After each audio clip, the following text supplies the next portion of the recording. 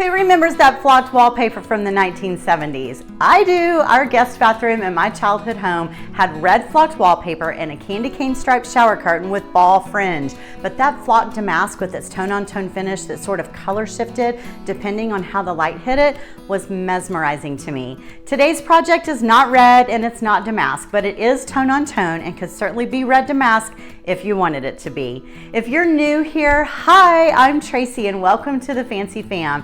I show up right here weekly to offer you DIY inspiration through home decor, thrift flips, and full-on furniture painting projects with a big focus on bold color and whimsical style. With over 12 years of experience in this industry, my goal is to inspire you to find and nurture your own creative voice. If this sounds like something you'd like more of, be sure to give a quick thumbs up and hit that subscribe button so that you don't miss a thing. Now it's been a while since I painted a standing jewelry armoire. This little beauty was a piece from my recent paint retreat. My oldest daughter Haley was able to attend for just one night and this was her piece. Now she had time to prep it, prime it, and add a base coat, but I agreed to bring it home and finish it for her. This will be used in her daughter Harlow, who's my 6-year-old granddaughter's bedroom. You may remember that Harlow has the Maryland headboard that you have all loved so much. It's in her room, and the colors used on this armoire were chosen to work with that. Now Haley chose soft pink for the base of this armoire. However, the headboard actually has tea rose, which is more of a dusty pink. So this is where the tone on tone comes into play. It's a really simple process with a classy, subtle finish. Again, it's not damask, but it's the same concept. You just apply a flat top coat over your base coat to set and seal your color.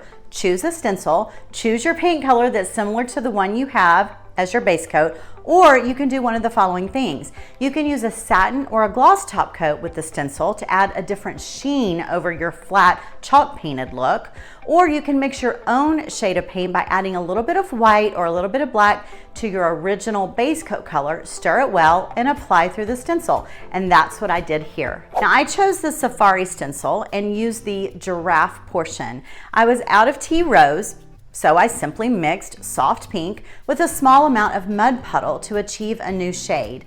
I then applied the newly mixed shade to the front and sides of this chest and achieved this effect, which I love. In order to soften the edges of the stencil as well as the boxy shape of the armoire, I chose to shadow the outer edges around that center panel. I simply brushed on the new dusty pink color around the edges and I used a small craft brush to do that. I then immediately followed with a French tip brush, lightly spritzed it with a little bit of water, and I just blended out that paint. It's really easy. You just move your brush back and forth or in a small circular motion, and it just sort of blurs out that definitive line. You can see in this case, the left side to the right side, one has been blurred out and one has not. It's a very subtle touch, but it makes a really big difference. I was asked specifically to add black and white patterns, so where better to do that than on this raised applique in the center of the armoire, front and center. I measured, taped, and painted elongated stripes using caviar and fluff for this very powerful and dressy addition.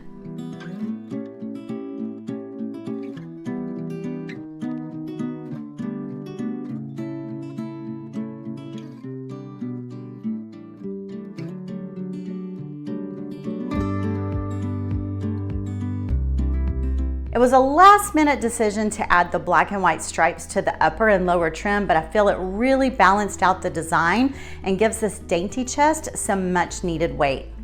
And finally, those gold feet. My eye just kept being drawn to the feet. They were very boring and almost forgotten about until I finally decided to tape them off and add this childlike gold sock. Okay, it's not really a sock, but it's a whimsical and playful metallic addition that almost gives an actual standing giraffe vibe.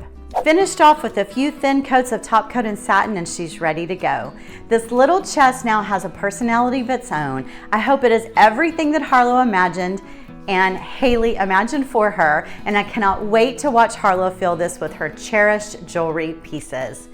Do not forget, I will be back next week with another project to inspire you, and I'll see you then. Thanks for watching. For those of you that are looking for a deeper dive into home decor and DIY processes, I would love to invite you to join my exclusive online creative group, Curiously Creative, where I show up via live video very often to guide you through every step of updating, upcycling, crafting, and creating the most on-trend home decor and gift-giving ideas. You can find that link right here and in the video description below.